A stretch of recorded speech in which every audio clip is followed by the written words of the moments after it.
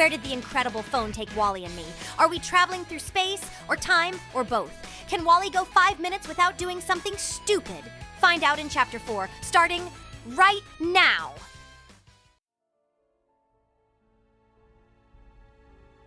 For some reason, Parker expected there to be wind. But of course, they were in space, or something, and there was no air to move, so it was ridiculous to expect it. It was ridiculous to expect anything at all since it was impossible to know what to expect. But still, anytime you're hurtling forward at incredible speed, she felt like there should be wind, and a whooshing noise like you were sticking your head out the window of a train. But there was neither. Instead, there was a strange silence like when you go in your closet and close the door and stand among your hanging clothes that stopped sound from bouncing. A silence that pressed in from all sides like a grip. She couldn't see what was causing it, of course, because her eyes were closed. All she knew is that she was holding on to Adam, and Adam was rocketing forward at incredible speed so that her legs were kicking out behind her, and Wally was holding on to her ankles. And he broke the silence by cheering like they were on a tilt-a-whirl rather than blasting through space and time at the speed of light. Are you seeing this?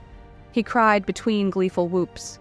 No, Parker replied. They were both shouting even though there wasn't any reason to because there wasn't any wind. And I don't want to. You have to see this. You have to. She knew he was right. She had to. She just didn't want to because she was terrified.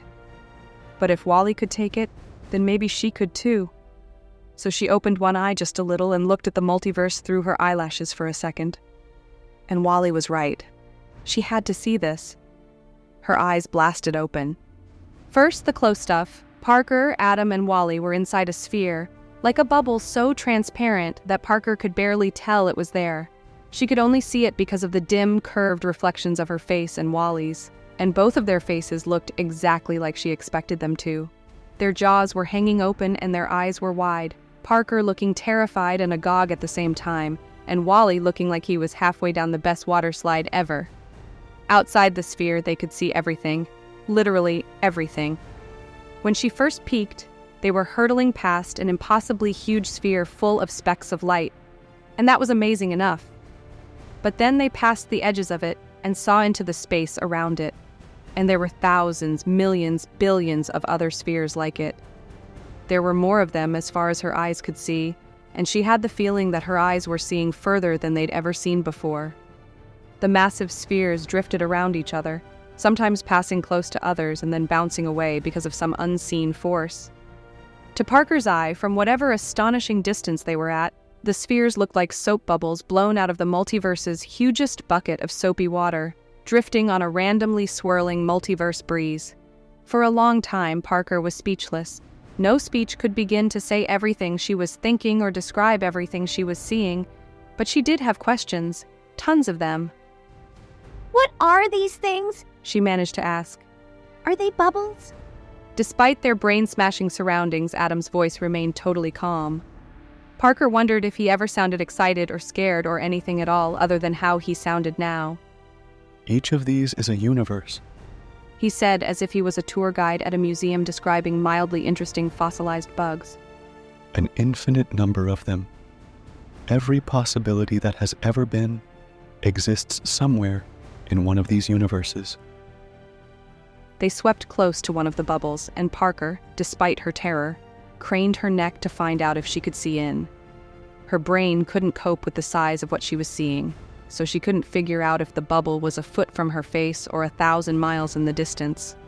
But it felt like they were skimming right over its surface, and she could see three-dimensional shapes shifting inside.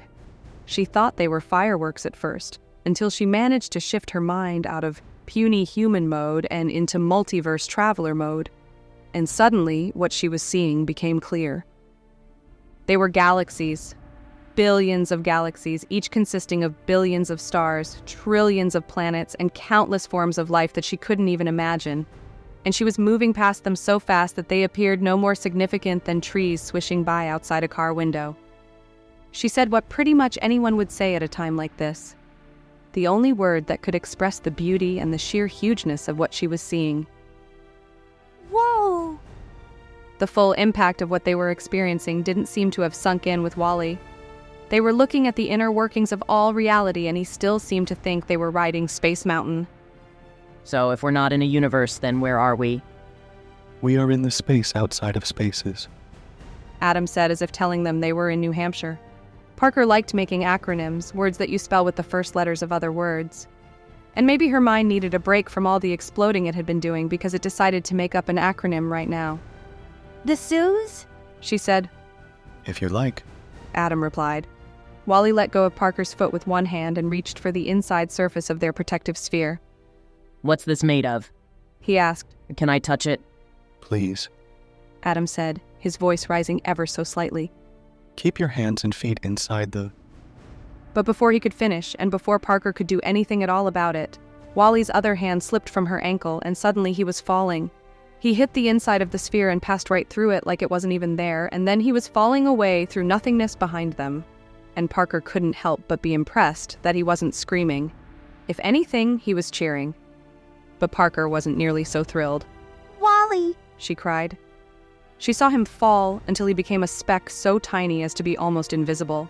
He struck the surface of one of the universe bubbles, and with the tiniest of ripples in its shape, passed into it and was gone. What do we do? Parker wailed desperately. Surely there was no way they could get him back now. Where is he? Do the pizza people have him? She gasped at the horror of the thought. Do the pizza people eat regular people? We have to save him. Don't worry. Adam said coolly. We will catch him on the other side.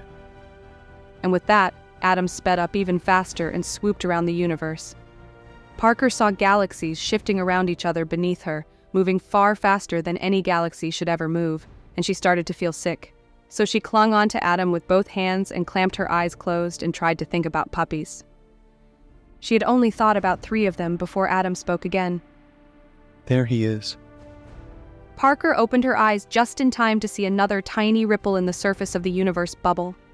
A speck hurtled out of it, and as Adam steered them toward it, Parker was relieved to see it gradually take on a Wally-like shape, with Wally-like arms and legs flailing and Wally-like greasy hair. Adam steered toward him, and within seconds, Wally spun headlong through the surface of their sphere. Parker dared to take one hand off Adam and grab Wally by the collar of his raincoat. Gotcha! She said triumphantly, though she knew Adam had done most of the work, and grabbing Wally's coat had been pretty minor. Wally looked dazed. He stared past her over her shoulder, not really looking at anything but lost in the amazement of what he'd just done. I saw eternity intertwined with infinity, He said. and the majesty of... Yeah, shut up. Parker said. She had lost patience immediately. There wasn't time for eternity or infinity or any kind of majesty. She wanted to go home. Grab my foot and hold on this time. He did, tight enough to cut off the blood to all her toes. But if it meant he wouldn't go flying off into any other universes, she was willing to let it go. I've seen enough, She said to Adam. Take us back. Returning to your universe. Adam replied. Parker wondered why he had to say he was doing it instead of just going ahead and doing it. But in seconds, he did it. He sped up again, and she felt the pull of Wally on her ankles get stronger as they soared around a pink universe, skipped across the surface of a green one, then circled blindingly around a purple one twice to pick up more speed that slingshotted them through a gap between 2 yellow universes, and straight at a blue one directly in their path. It grew quickly until it filled Parker's vision, and she thought she could feel gravity taking over. Her fingers started to slip off of Adam, and she scrabbled to keep them there. Adam! She rasped, straining to hold on. I can't... And then her fingers slipped and she plummeted away from Adam. This is it, she thought. It's all over. I'm going to die in a space between universes, and I'm only 12. And then she landed on her couch hard enough that she heard one of its legs nearly snap, and Pomsky was barking at her. Wally landed face first on the cushion next to her, and she heard one of the couch's other legs nearly snap, and Pomsky barked at him, too. And then Adam clattered onto the coffee table and lay there until his display stopped glowing. They were back. Parker glanced at the clock. They had traveled impossible distances past and through infinite universes, and it wasn't even 4:30 yet. And weirdly, Parker's first thought was, I have math homework. Don't miss the next Parker-tastic chapter of Enter the Parkerverse. Like and subscribe wherever you get your podcasts. Or, if you don't want to wait, all 3 Parallel Parker books are available right now on Amazon and Kobo. Look for links in the show description.